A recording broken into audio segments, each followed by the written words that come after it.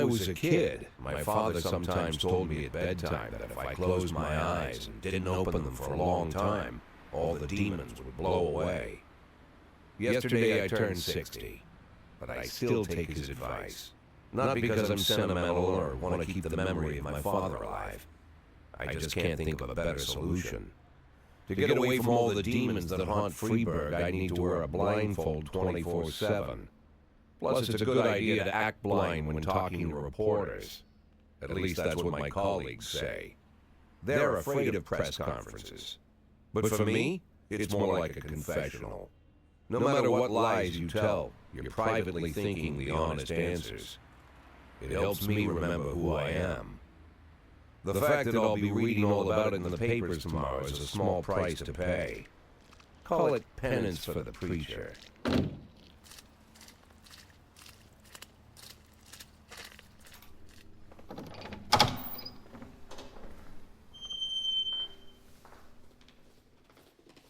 This is the first time I'm afraid of those answers my mind has given me.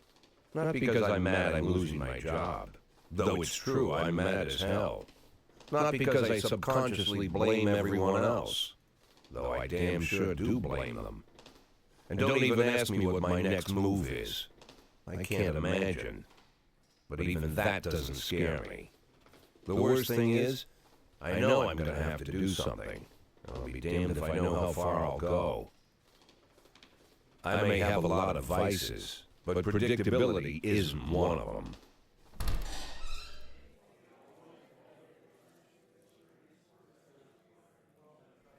I learned a long time ago how to drive away the swarming demons.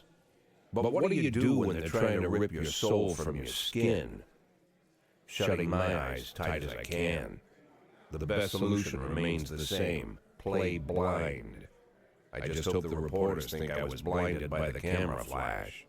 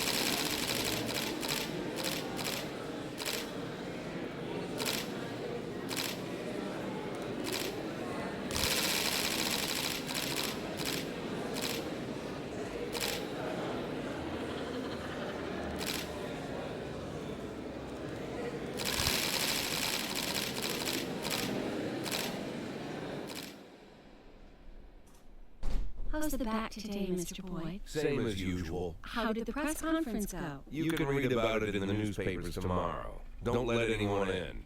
Even Mr. Kendrick? Especially Mr. Kendrick.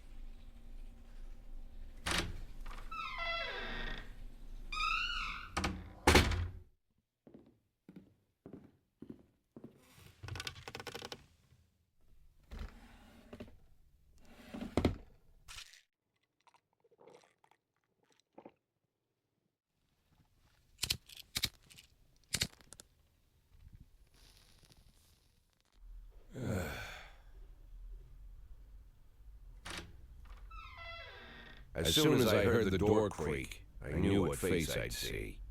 When I tell Emma not to let anyone in, there's only one man it could be. Rude, arrogant, no warning. That's Mayor Rogers in a nutshell.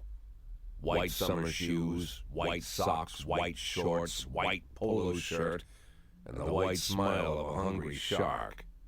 Mayor Rogers enters every room like he owns the place. Even the floorboards under his feet sound like they're creaking an apology. He never shied away from the odd corruption scheme. It's like the devil walks behind him. In the movies, the villains controlling the city play golf with the judges. Rogers plays tennis with them instead. That's about the only difference. Jack, I was hoping to catch you after the press conference. You ran away so quick. There's no smoking at City Hall. No reason for me to hang around. Well, this morning I signed a ban on smoking in all public buildings. Soon you won't be able to smoke here either. Soon enough, I won't be here at all. That's what I wanted to talk to you about. The people of the city like you, Jack. The police chief of all people. Don't betray that, Jack. Don't get wrapped up in any schemes. Sit nice and quiet for the next 180 days, and you'll be remembered as a hero. That's the only thing that you still have left. Be a hero. Then how am I supposed to scrape together a retirement fund? You had a million chances to secure a luxury pension, one that even I would have envied, although I've never set aside any money for myself. I'm not planning to retire anytime soon.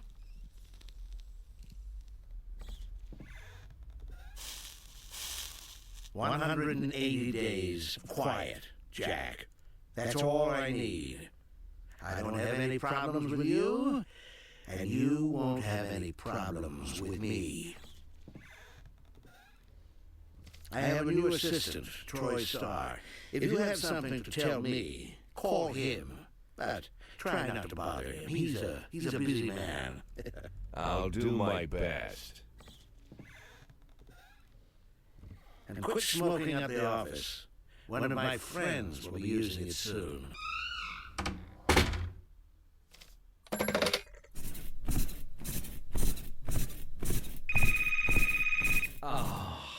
I'm sorry, babe.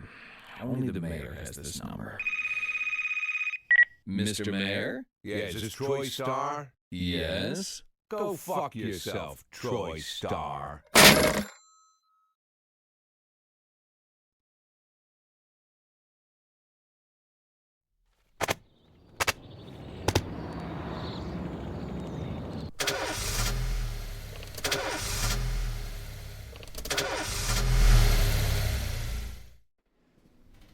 Cops don't use the police station cafeteria anymore. There's some kind of stigma against sitting shoulder to shoulder with your partners. Everybody just takes snacks from the machines or grabs the meal and hammers it down in the corner like a vulture on a corpse. The main thing? Don't look into anyone's eyes. Could be construed as an invitation to sit together. The only people eating here are ghosts.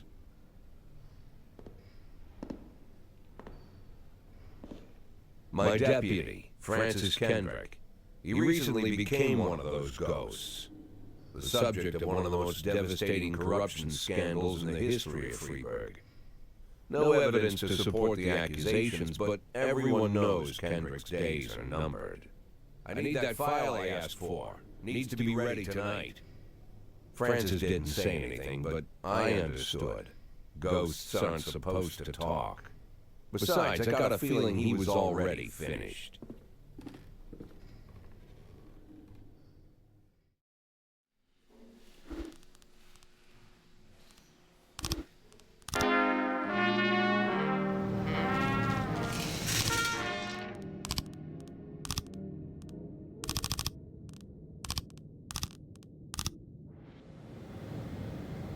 What has been in progress?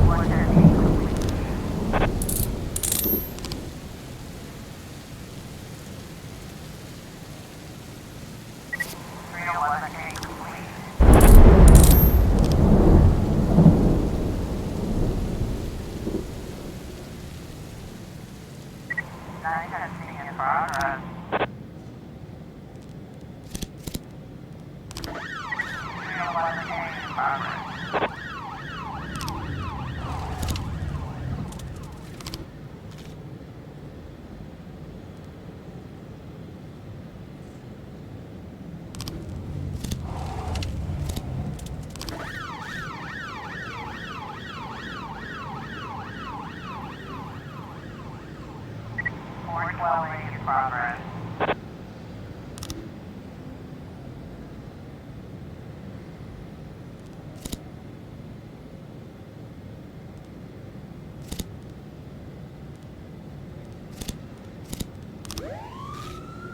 Officer on scene. Looks like we have a situation here. 9-10 complete.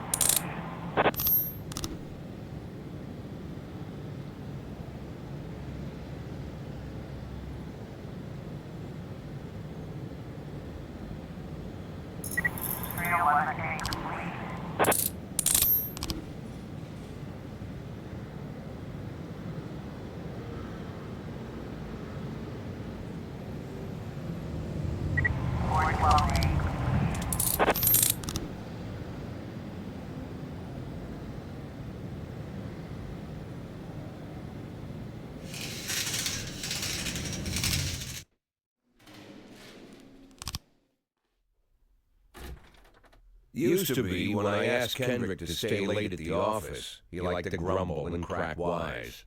Nowadays, he doesn't have the strength for it. Slumped shoulders, blank stare, wrinkled skin. The past few weeks, I don't hardly recognize my old friend. In his younger years, he reminded me of a gallant royal officer in an old Kipling story. Kendrick isn't just crumbling under the weight of the public pressure, but from the shame of it all. Internal Affairs raided the library he inherited from his grandfather, hoping they'd find buckets of cash stashed in the pages. Heard about the look on his face, the fearless policeman standing helpless in horror. I've known Francis for 30 years. The past 20 years he's played loose with the law. And I know that at a certain point every stolen dollar brings more misery than anything else. Probably sounds crazy, but I sympathize with the guy. What can I do? Your friends are your friends, and these are the waters we swim in. Called all of the people on that list today. Now they know you're in business, so you could get a call from any of them. You don't need to worry about any of them. I've cleared them all.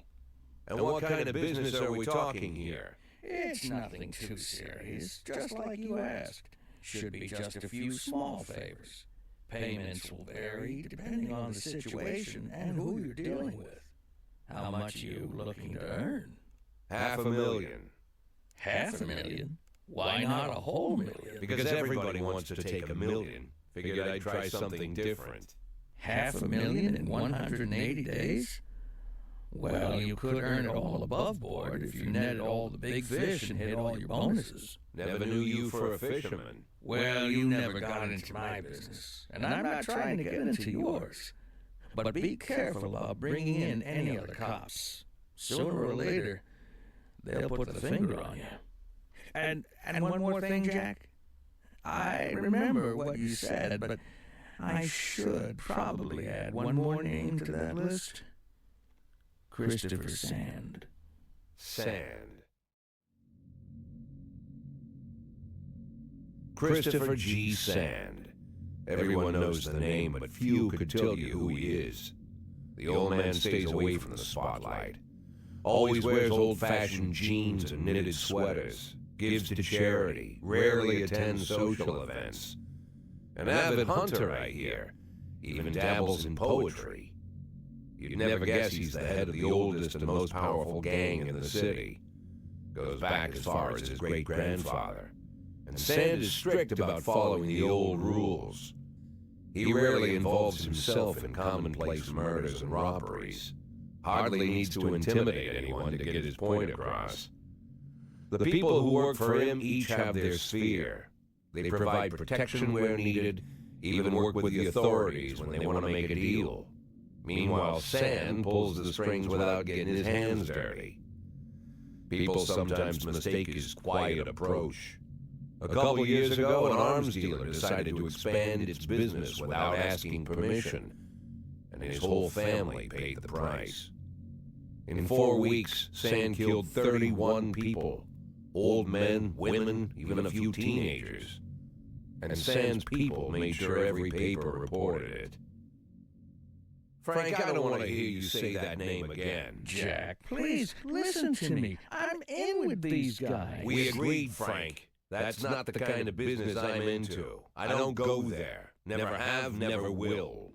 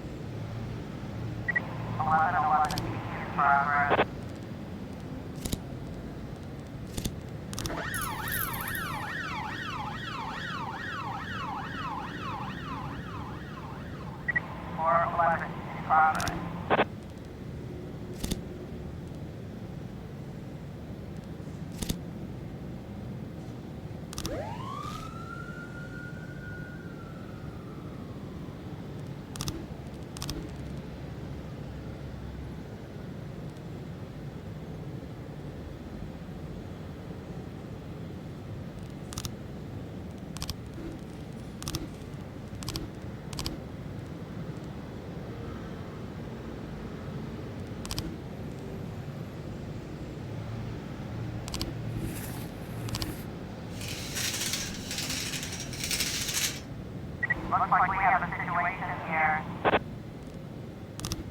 1111.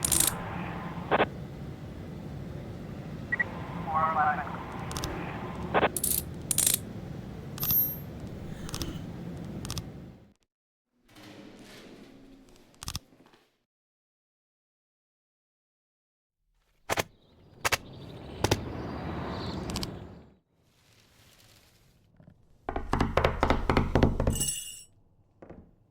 Whenever I'm alone at home and there's a knock at the door, I always hope it'll be my wife, Laura. She's always forgetting her keys. Hello, my name is Steve, and you're Jack Boyd, is that right? To get to my front door, the Bible boys walked about a mile from the local bus stop, jumping over mud puddles and skirting a couple of landfills. Laura doesn't go in for religion either. But according to her, these brave lunatics with their fake smiles deserve at least a minute of attention. She patiently listens to them, asks them questions, regales them with pastries, and never once dropping a hint of condescension.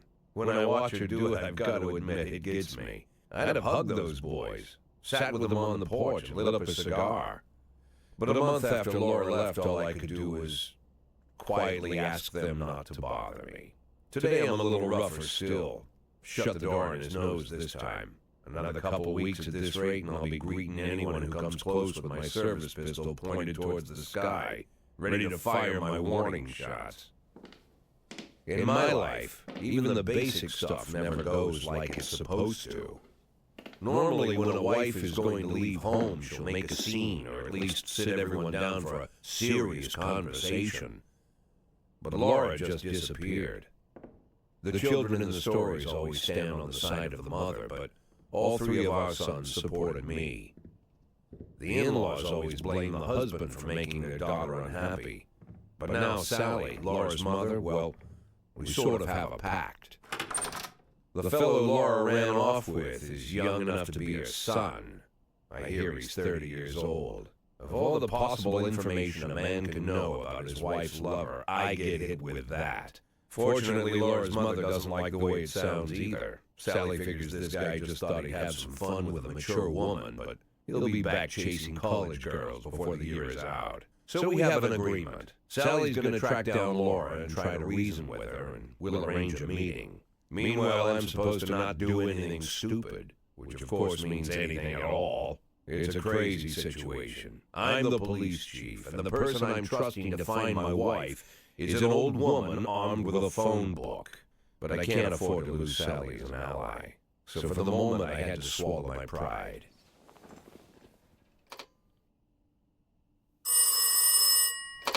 Hello.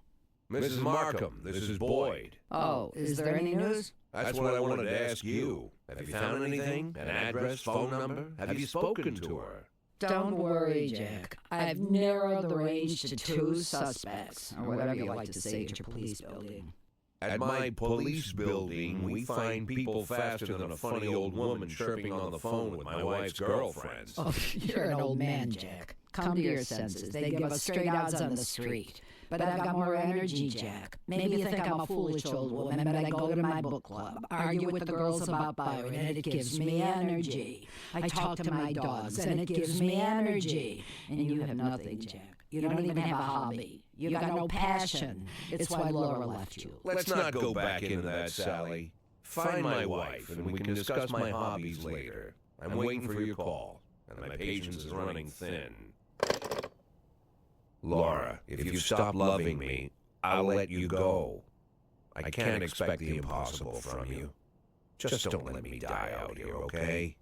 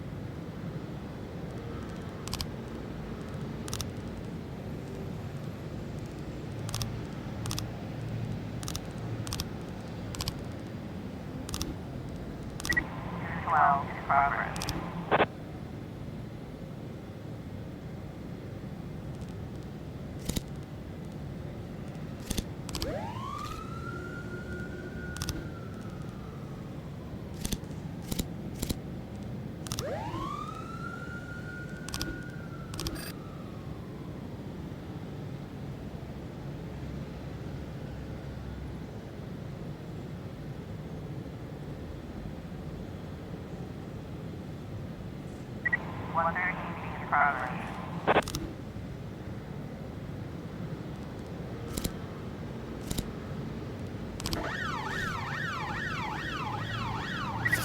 Well,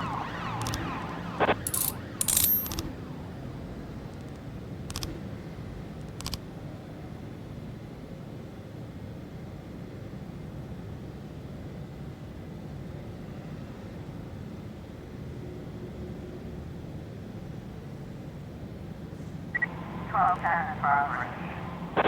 We've got a situation here.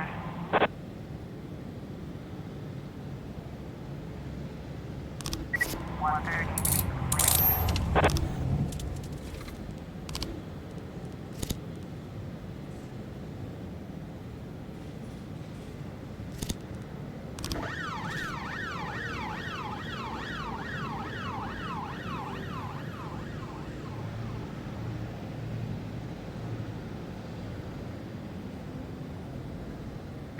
Twelve ten complete.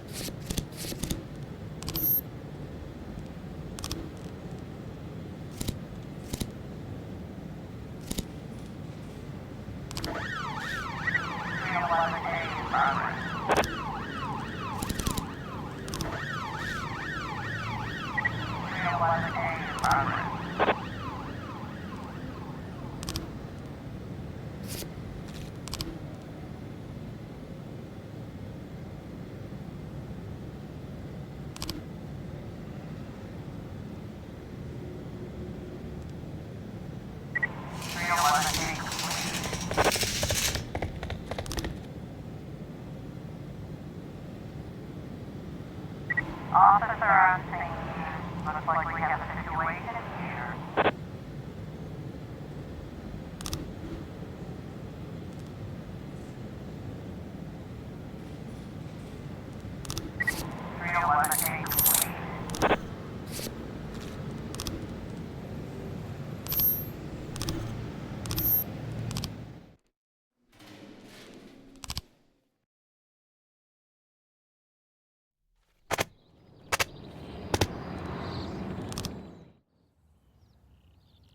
Why would a man need a barn to store all the stuff you can't bring home? About 30 years ago, back when I was young and interested in farming, I carried all kinds of junk home. After a day in the field, I'd come home with buckets, shovels, dirty boots and clothes, and instantly transform the living room. But even back then, there's something I always kept in the barn.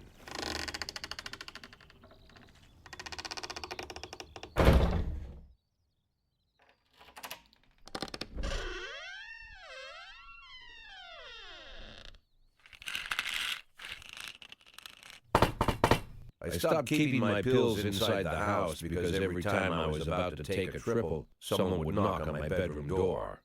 Now they're knocking on my barn door. Well, fine. It's not every day that someone comes to visit your barn. In all the years we worked together, Kendrick never came to visit the house. We drank at bars, went fishing, went to the mountains, even chased off some poachers one time. But he never came for dinner with the family. We never watched football over here. And now he's brought his friends to visit my barn. I always try to look unsurprised, like it's an everyday thing to get visitors at the old barn, especially guests with their own personal bodyguards. But Kendrick is sharp enough to see he's caught me with my pants on backwards. Sorry for the surprise, Jack. We saw you from the car. Figured we'd find you in here. I'm going in for a minute, fellas. These guys will wait outside.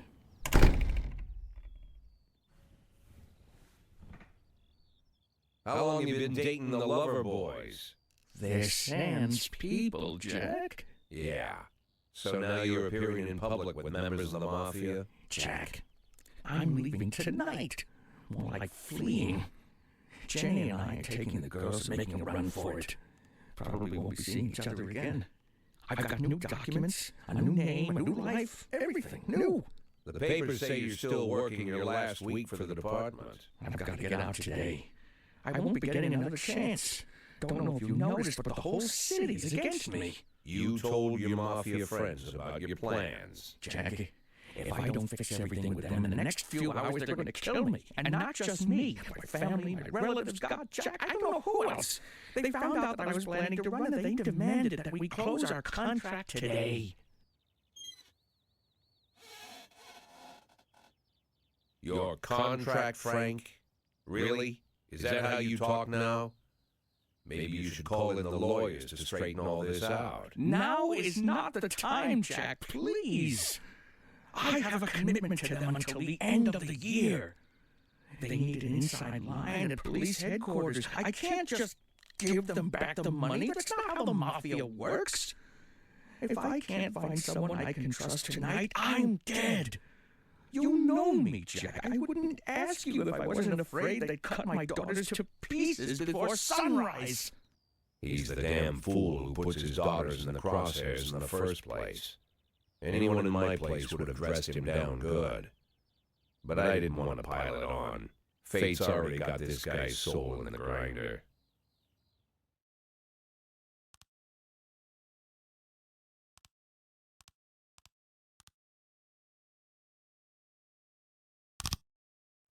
Give him my phone number and tell him it's done. Don't call me. Don't come to work today. I don't want to see or hear from you again. Time for you to go. Jack, Get the fuck out of my nice cozy barn, Frank.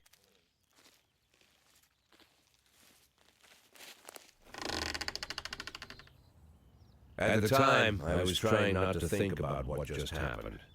It was almost too much to take in. I'm probably the most popular police chief in the history of the city, and I have to admit, I've thought about that more than once, sometimes with a little pride even. In one of the features they wrote about me in the papers, they said it pretty plain. He catches the criminals. Believe me, high praise like that is unheard of in Freeburg, especially for a cop. And here I am, the person who catches criminals. And I've agreed to help the mafia, or I'll come home to a bag stuffed with my kids' body parts. Right before the last hammer falls. Hey, remember that cop who caught criminals? It turns out he was a mafia bitch. And all for the sake of a greedy, corrupt cop who should have fled the country years ago. That sound right to you?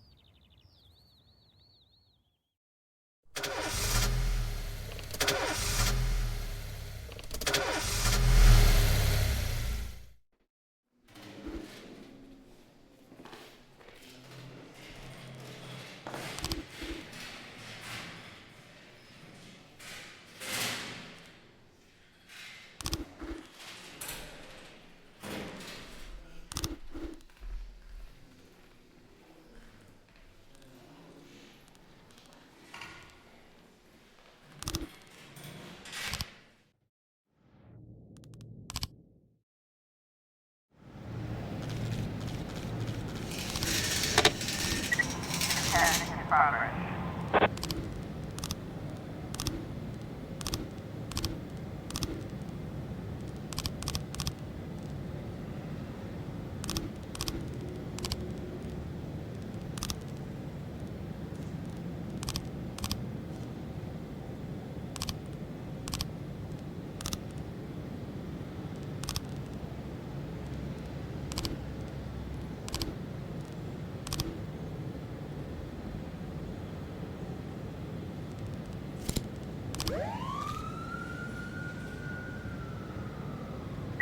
Testing in progress.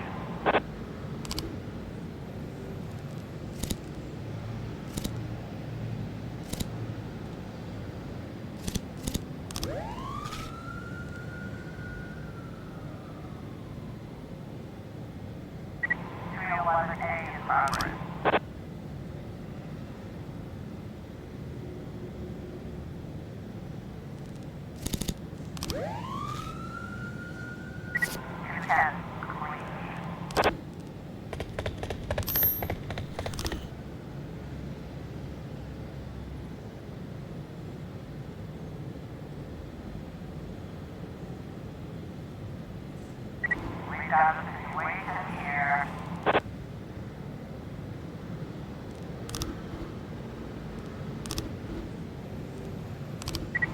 has been completed.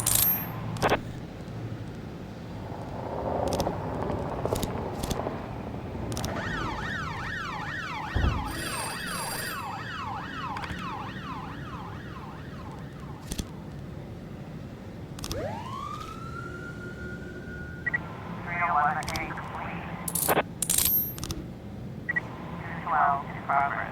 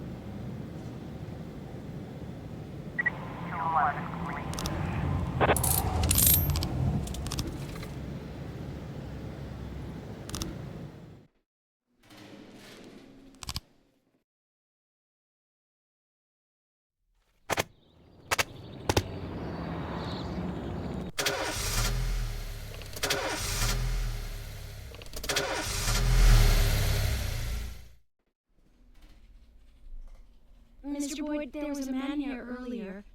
He left you this. A man? What man? Who let him on this floor? I don't know. I've never seen him before. I asked him his name, but he just ignored me. He was talking on a big telephone, you know, one of those portables. He gave me this envelope and left. Damn. Okay, let's see about this.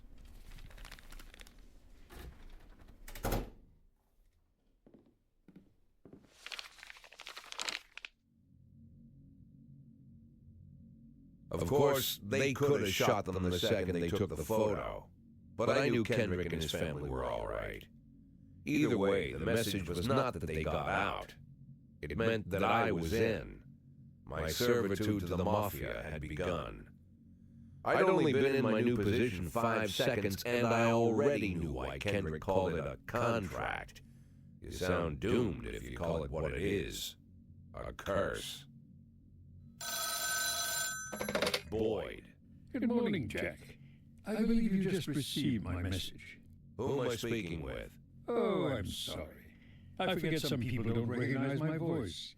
But I assure you, Jack, if I was sitting right there in front of you, you'd have no trouble recognizing me. Like I was a member of your family. Even better than a wife, perhaps. A wife can betray you. No man is immune. I don't talk to people who don't tell me their names. Oh, Jack, don't be so childish.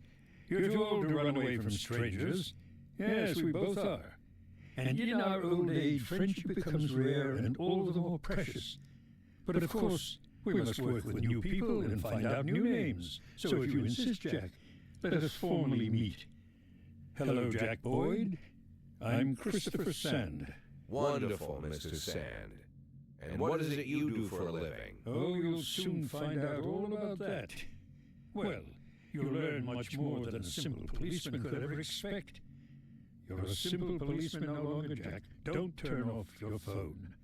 You start today.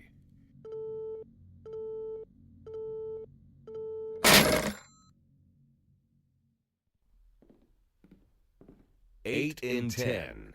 It's been my go-to principle since my first day on the job. I've got to let my colleagues hush up what they need to, 2 out of 10 times, so that they'll help me with the remaining 8. 80 out of 100, 800 out of 1,000. I'm proud of those statistics. It's not so bad for Freeburg, right? But now I just officially became a mafia whore. I'm supposed to be fearing for my life, for the lives of my wife and children. But the only thing I can think, what's going to happen to 8 and 10?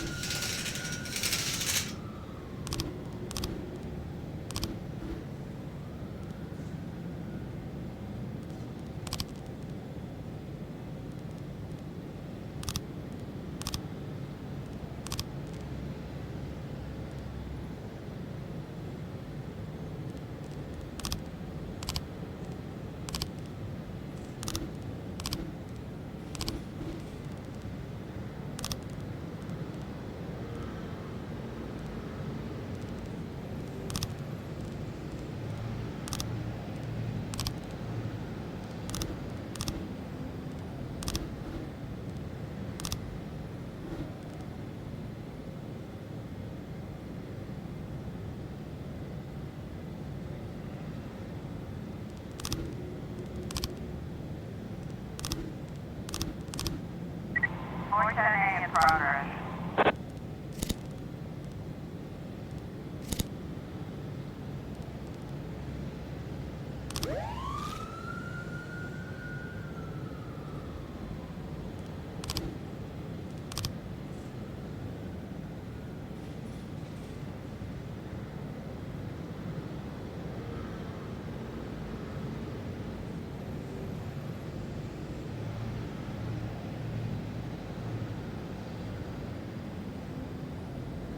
Forte complete. 130 feet in progress.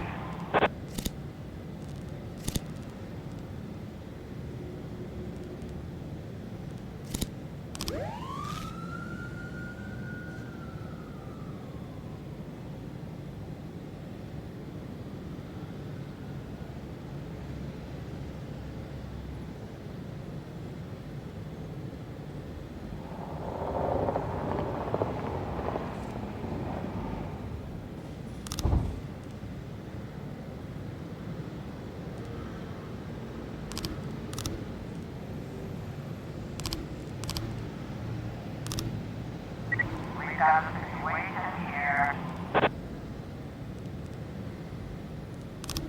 130 feet complete. 710 in progress.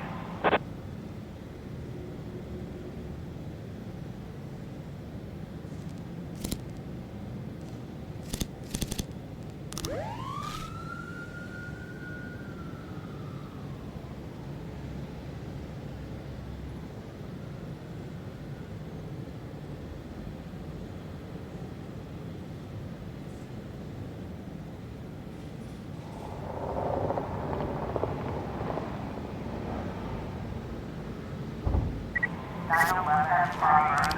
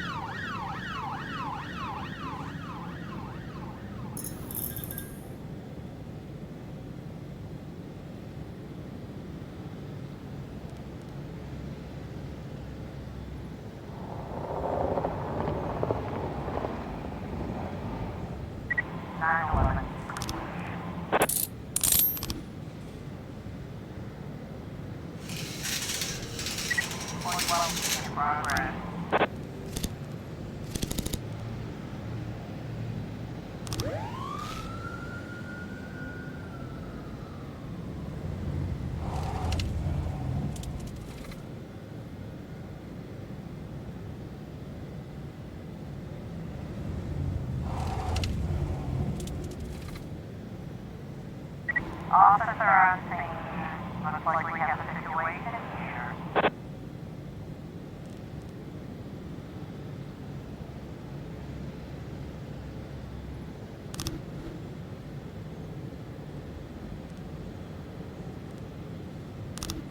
Four 12.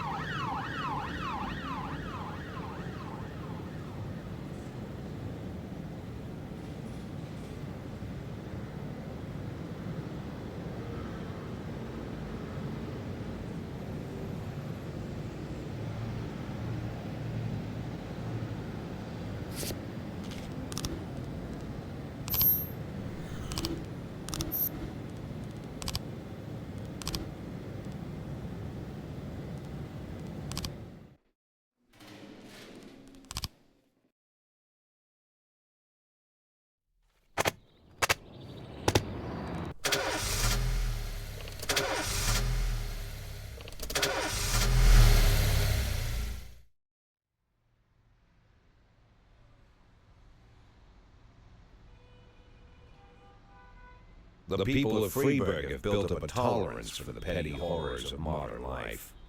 You'll never see crowds gathering around a beaten passerby. Folks rarely even slow to gawk at a car accident. And street theft doesn't turn heads anymore. Been a long time since people got worked up about stuff like that. So when I ran into a troubled crowd on the way to work, I knew there was something serious going on. Something bad enough to knock these people out of their daily rhythm. And we're talking about people who would step over a corpse if it was blocking the door to the coffee shop.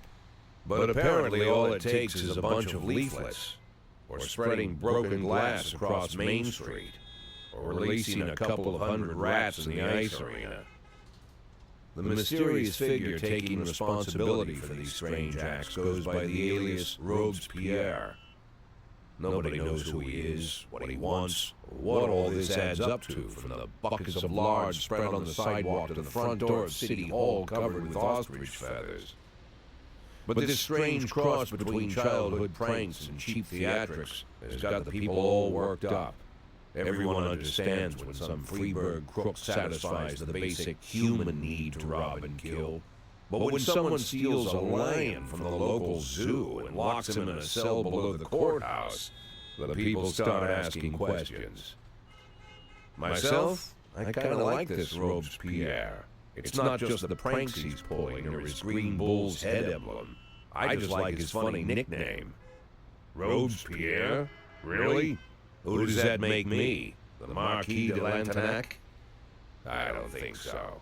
In the old books about revolutions, I fancy myself the old gunner who goes off to war with a bag of damp powder. Or maybe the innkeeper who tops up the beer kegs with mop water. It's something to think about.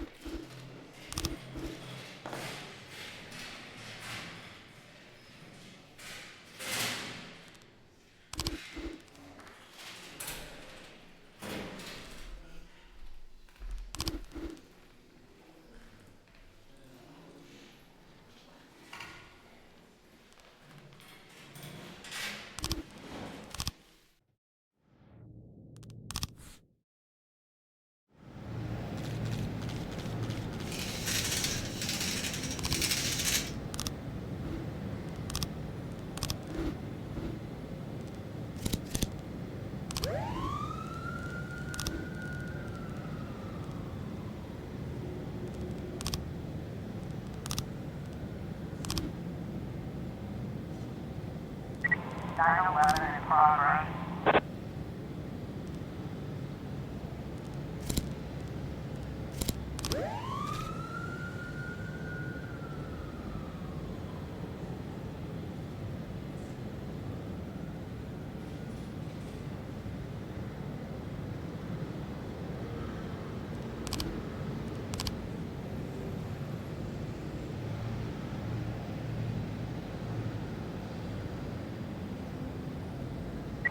Looks like we have a progress in here. 9/11.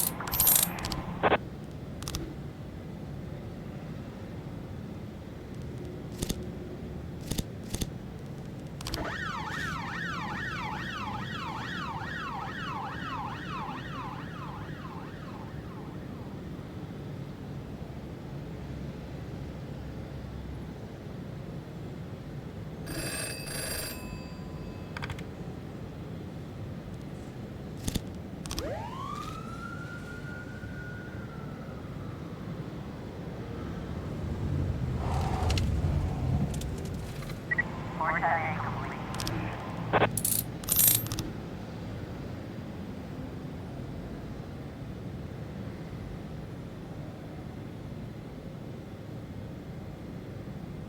Four 12 in progress.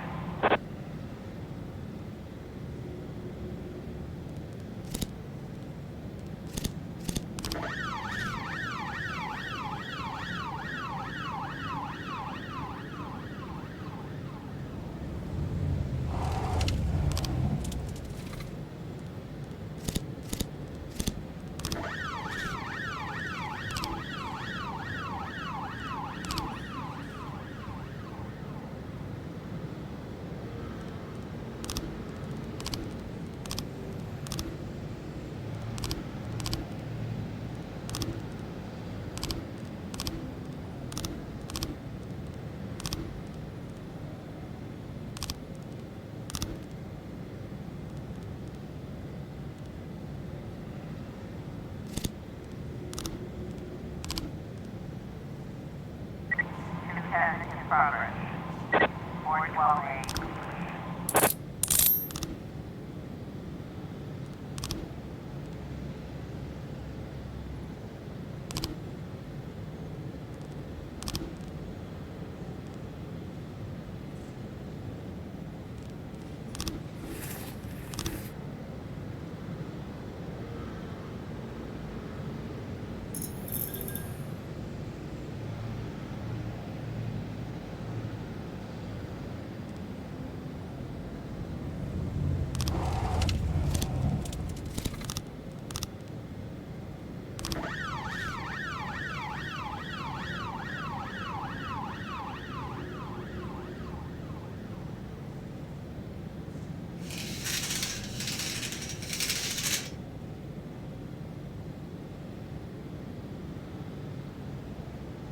Officer on scene.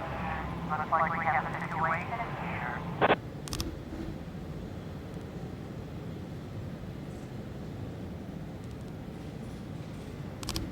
210, complete.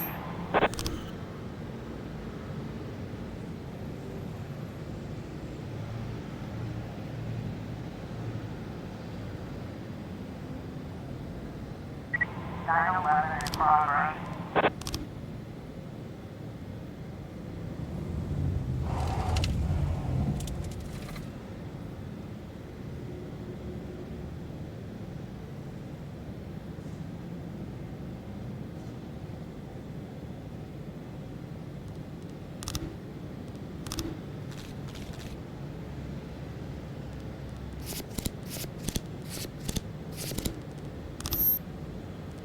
(9/11).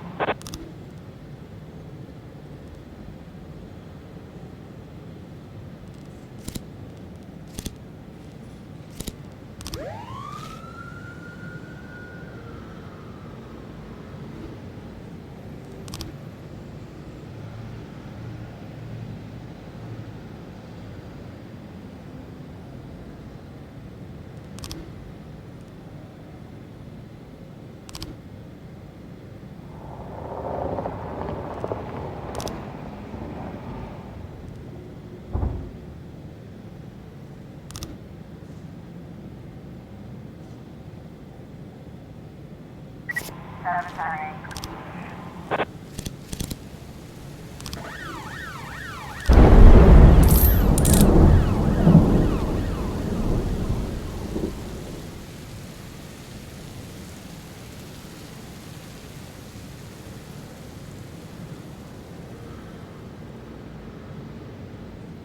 Nine in progress.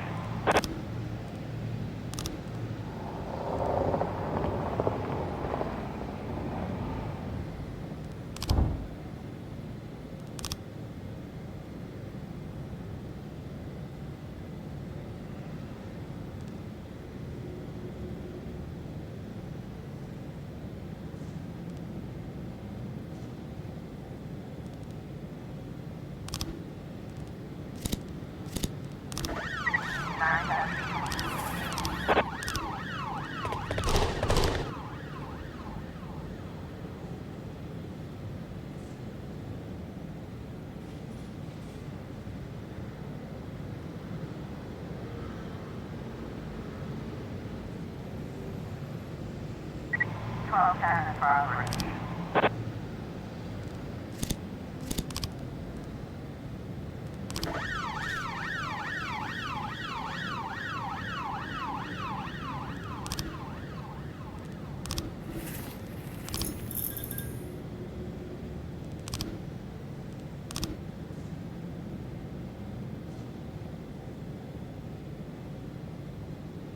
Two ten in progress.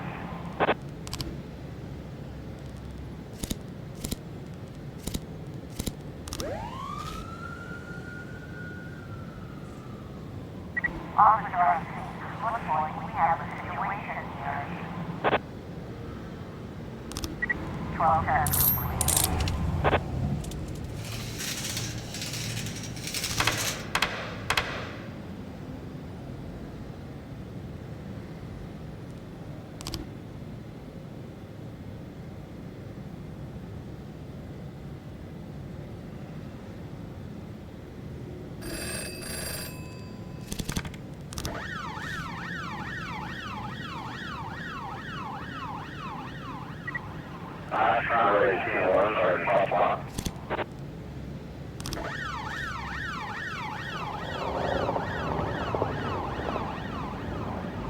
It's 11 in progress.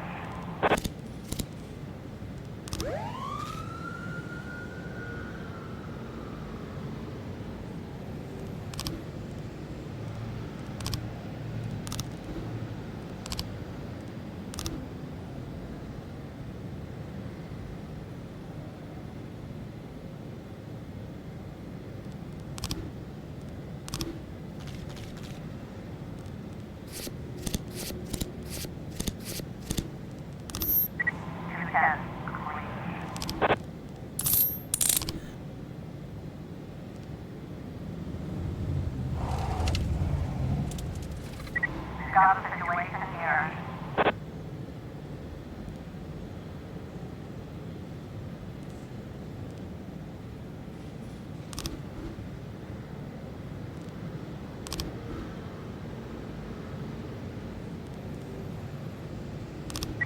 It's 11.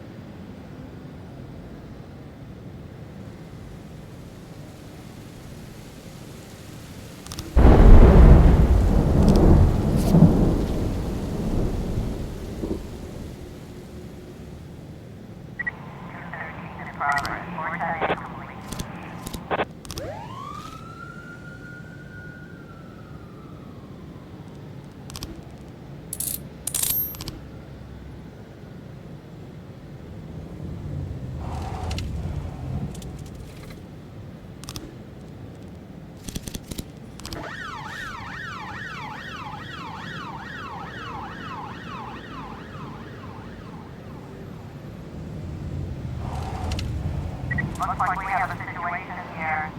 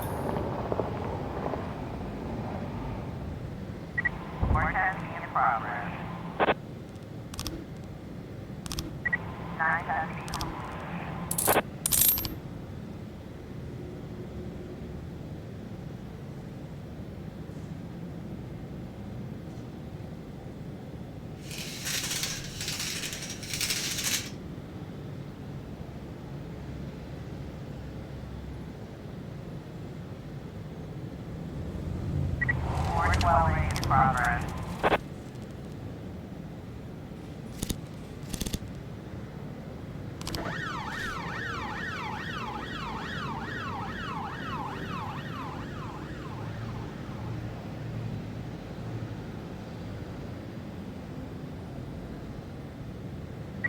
Forecasting complete.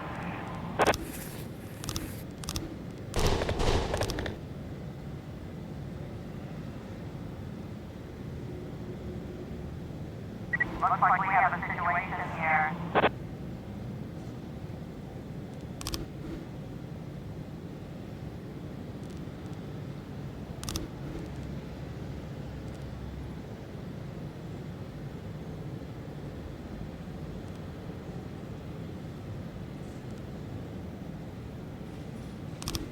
Board 12A.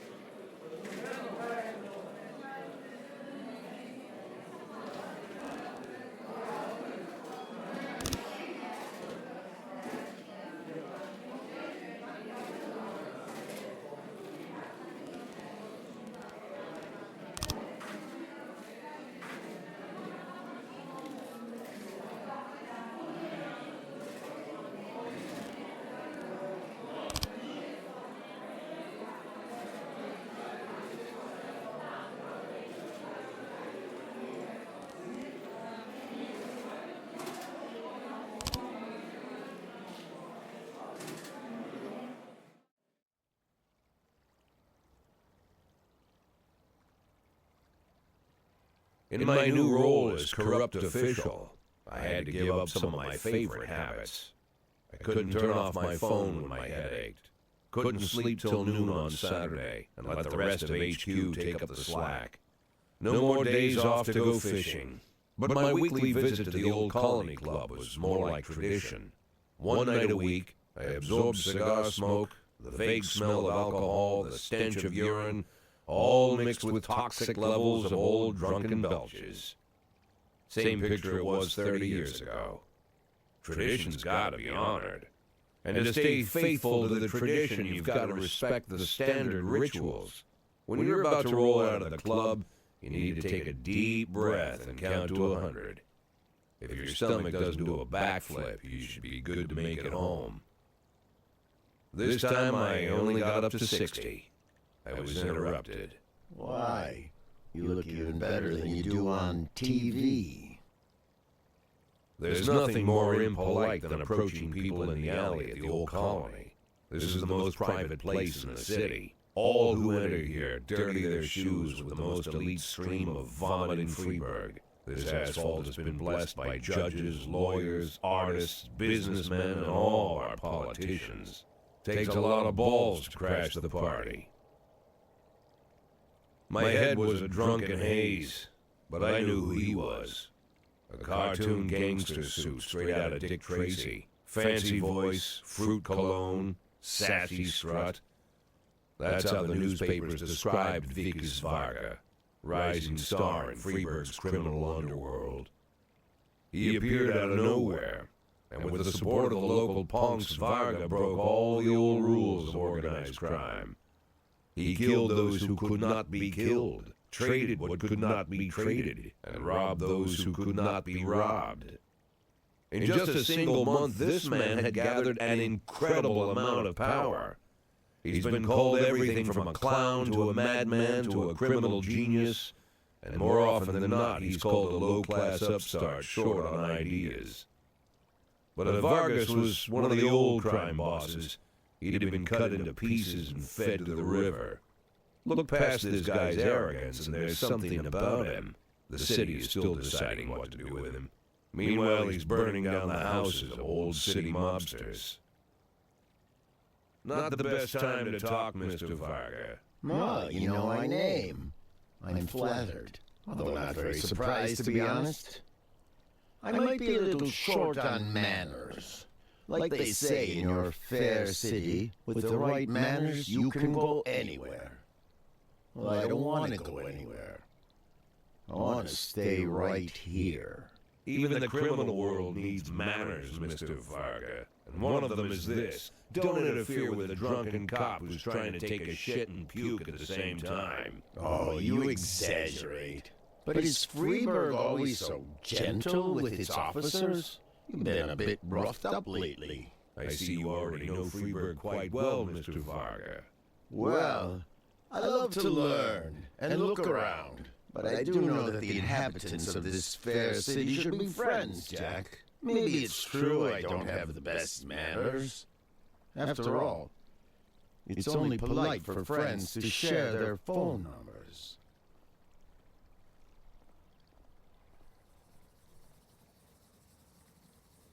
This city of yours, so don't wait too long to call. I don't mind if you're drunk. It's all the more fun. I'll be stoned myself, most likely. Hell, I'm a little stoned right now.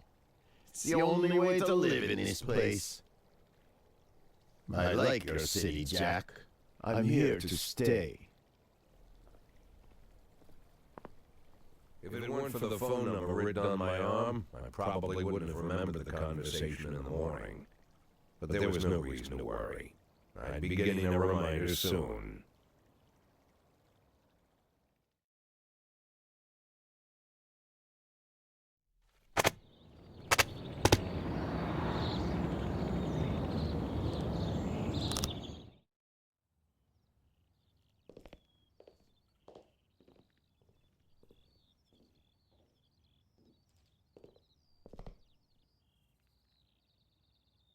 My morning ritual was plagued by the smell of Vikas Varga's fruity cologne. It was like the sharp citrus scent was chasing me around the house, as if Vikas was right there in my living room. When I finally realized the smell was coming from a big basket of oranges, it didn't put me any more at ease. I'd opened my door to lots of threatening mail, evidence of criminal wrongdoing, even a dead ferret or two.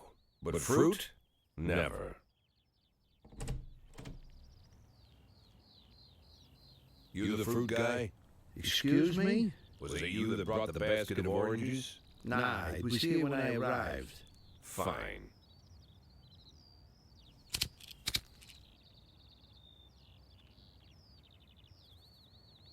So who are you? Today, I'm your driver. And where are we driving? To work. That's it? And we have to make an important stop along the way. Where? The ranch. What ranch? Just the ranch. fine. The morning seemed surreal, and I took in the magic. Why wreck it with meaningless chatter? As my tight-lipped chauffeur drove an hour through God knows where, I started to feel like I was in the middle of a bad dream, probably lying bloody and concussed in the alley behind the old Colony Club, my nose buried in a rotten orange peel. But no, this was no dream. The silence was real, the sound of the engine was real, the dust was real enough too. And there was the ranch over the horizon. It all seemed familiar. The Sand family's overbearing mansion has been the talk of the headlines for decades, but few have managed to get closer than a few miles. I guess I'm just lucky.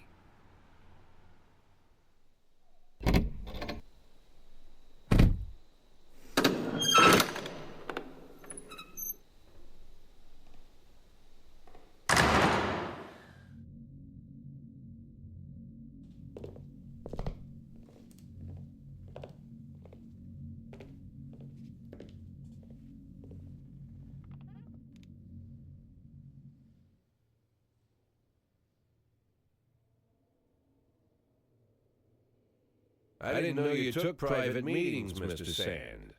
Only if I expect good company. I'm surprised my company ranks at all. Today, yes. Today is a special day. So it seems. Do you often go to the old Colony Club, Jack? Every week. Meet any interesting people there? As a rule, no. Sometimes you make a date, right? Sometimes make new friends. Sometimes, I guess. But that's not why I go. And why? I consider it a hobby. A hobby? Do you know anything about my hobbies? Well, judging by the half-dozen animal skins I stepped on walking over here, it's not much of a reach to say you like hunting. Love it. Well, I say that now.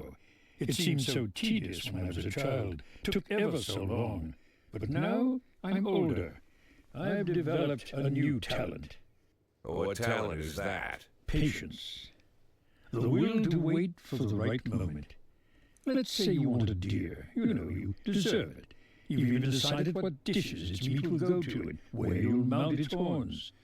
But to get that deer, you've got to wait. To sit in the bushes and stay nice and quiet. Professional hunters will tell you that the hunt is a rare craft. There are many rules. It's shrouded in mystery and ancient skill. Well, that's all complete nonsense. To get a deer, you just sit on the sidelines for a long enough time, pinpoint the moment when it's finally time to shoot. I learned the talent, Jack, but not like you, oh, Jack. You truly are the master. I don't understand. Oh, come on, Jack. I know about the $500,000. I know your plan. Kendrick told me everything. Needless to say, I'm impressed. While some people learn to hold their breath for minutes on end and not to rustle the leaves too loudly, why you decided to just become the foliage. You turned yourself into a bush, surrounded by deer who've been so fruitfully multiplying for decades. But all this time you've held your rifle at the ready. Forgive an old man his imagery, Jack. I've the heart of a poet, I confess. Look, I don't know what was said between you and Kendrick, but it sounds like you got it wrong. Oh, I think I understand everything just fine. And I think we understand each other quite well. Jack, in the coming war, we'll make excellent partners. What war? One war falls upon every generation. My grandfather drove out the Ambersons back when he was 27. My father destroyed that psychopath gangster, Maurice Bell, when he was a sprightly 30.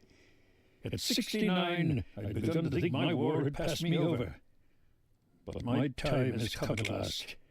Tomorrow Vicus Varga declares war, and I'm obliged to answer. So we're talking about Varga now. I don't know how he thinks.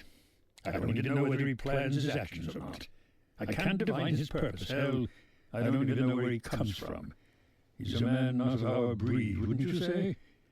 But when he arrived here, I invited him in, told him we could work together. An official invitation penned in my own hand and written on some very expensive paper. And can you imagine his reply? A fruit basket. What sense can be made of such a message? I guess it means whatever you want it to. Precisely. I'm late for work, Mr. Sand. You know, Jack, I could just give you $500,000 right now, cash, whatever denominations you like. But I would never insult you so. If I went stalking my prey for so many years, I wouldn't want someone else to shoot it for me. I understand you, Jack. And I'll never ask you for anything that's contrary to your nature. Just think about our conversation. Think about it. And call me.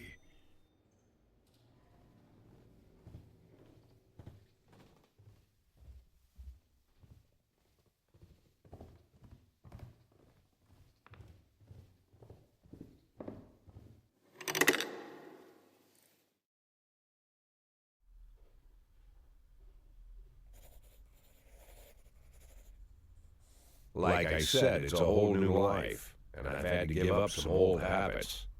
One of them, keeping away from things that don't concern me. Now I can't afford the luxury.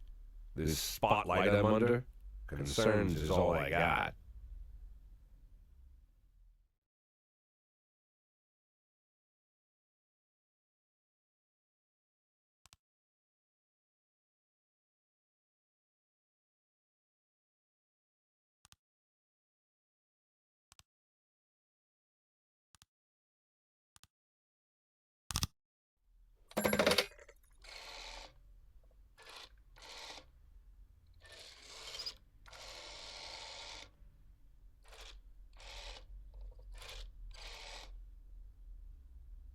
Tell him it's Boyd.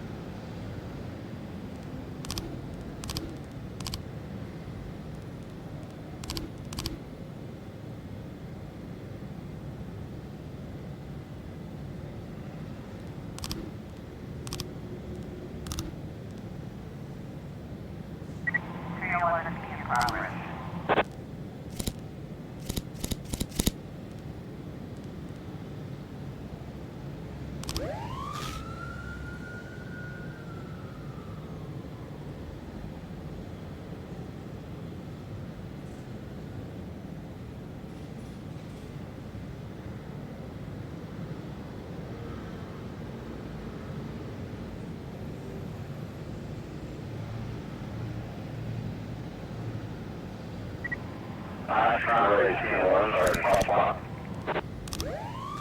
412 ready to progress.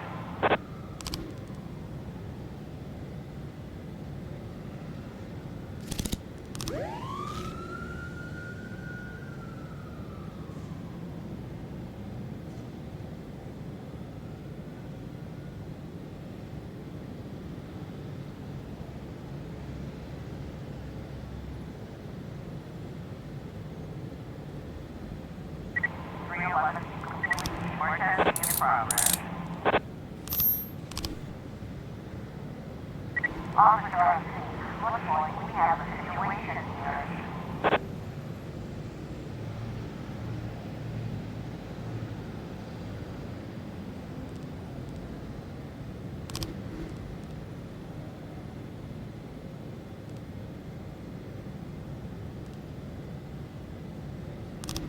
Four 12 8.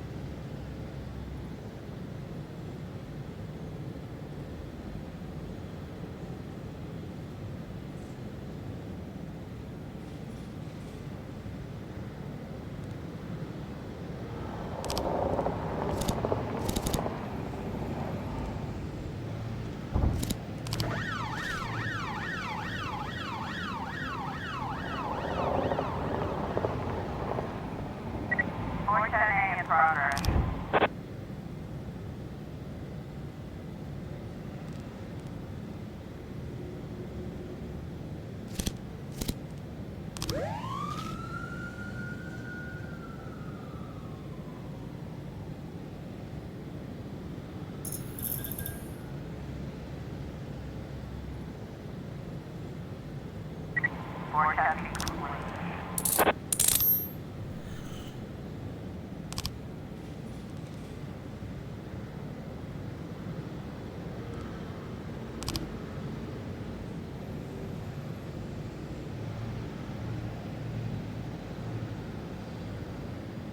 For testing complete.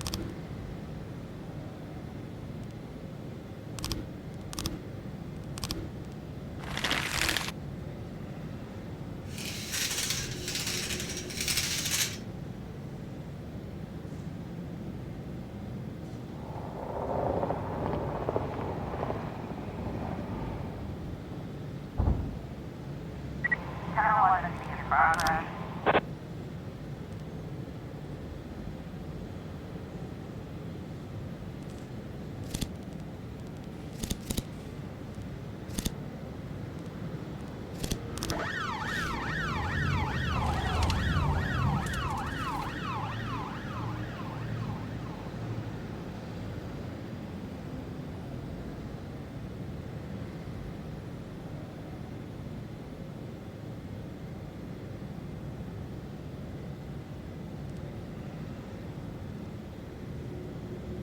Officer on scene. Looks like we have a situation here. Channel 11 complete.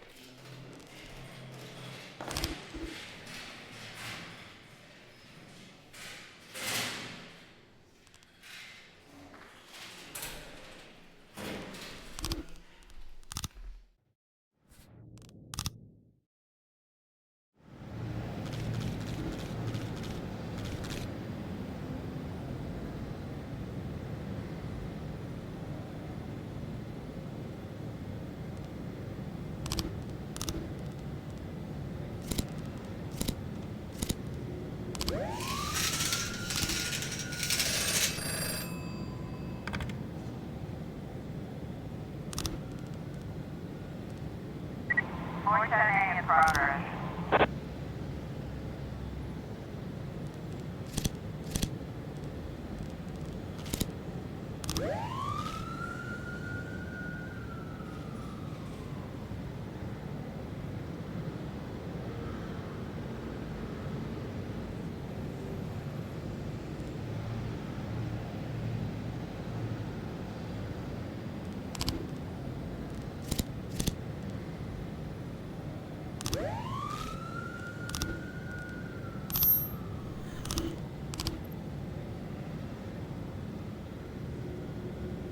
For testing complete.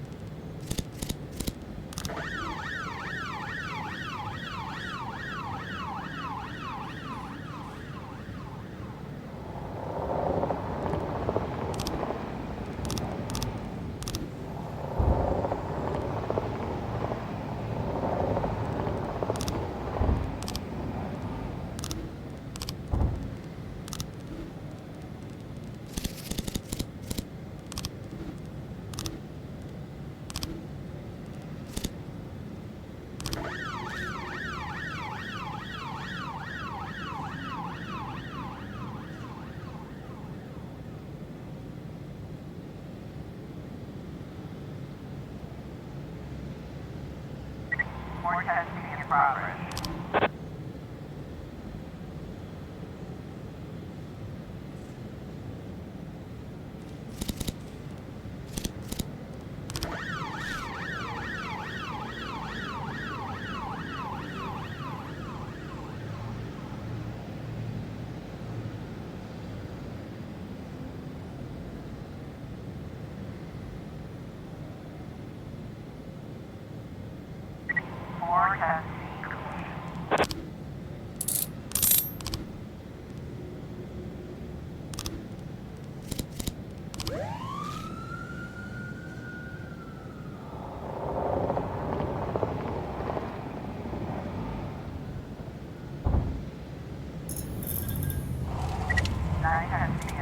progress.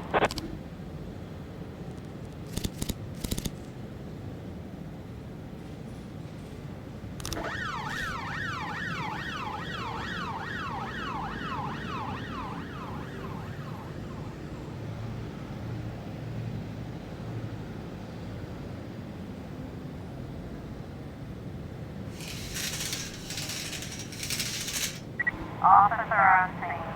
Looks like we have a situation here. 311A in progress.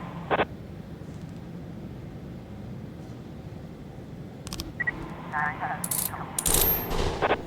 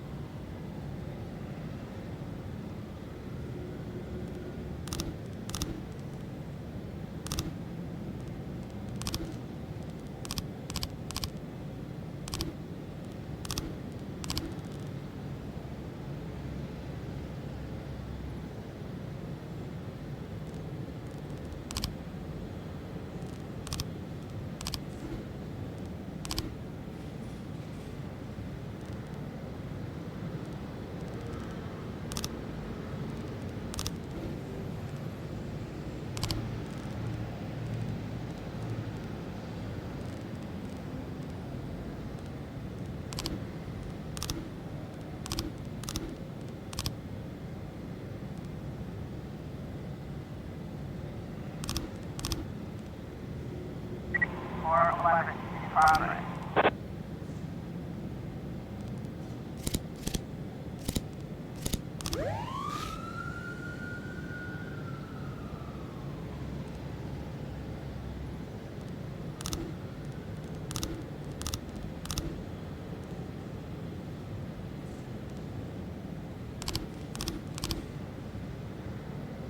A10 in progress.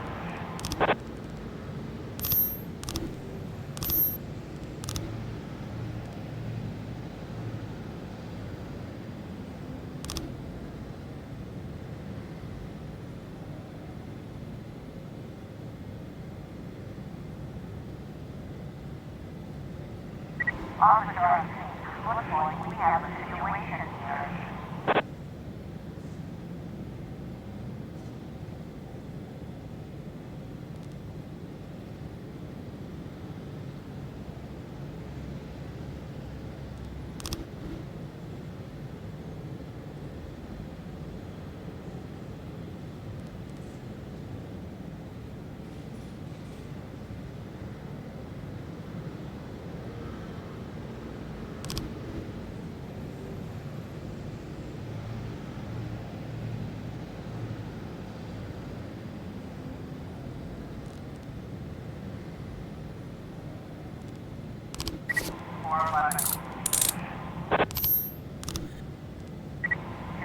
In progress.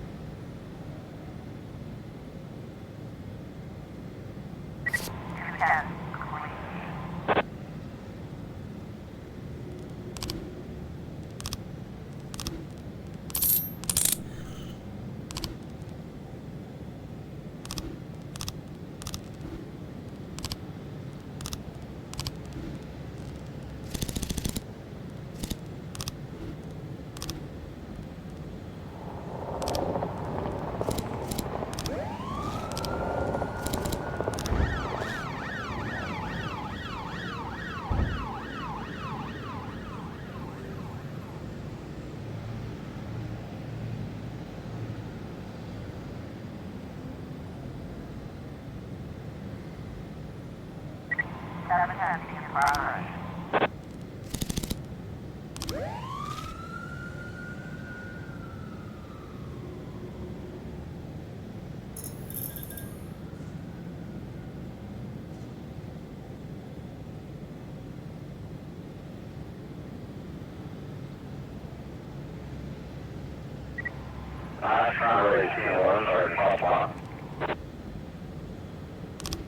Sabotage